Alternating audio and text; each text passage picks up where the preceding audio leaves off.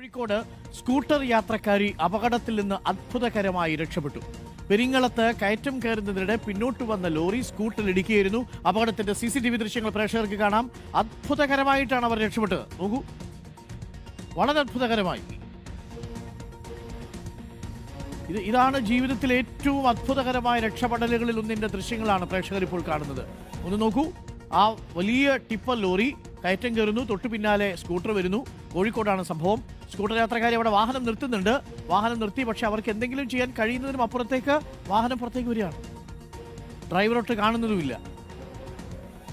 ഇത് കണ്ടുകൊണ്ടിരിക്കുന്നവരുടെ ഹൃദയമിടിപ്പ് കൂടുന്ന ഒരു ദൃശ്യമാണിത്. അത്ഭുതകരമായിട്ടാണ് സ്കൂട്ടർ യാത്രക്കാരി ഈ അപകടത്തിൽ നിന്ന് രക്ഷപ്പെട്ടത്.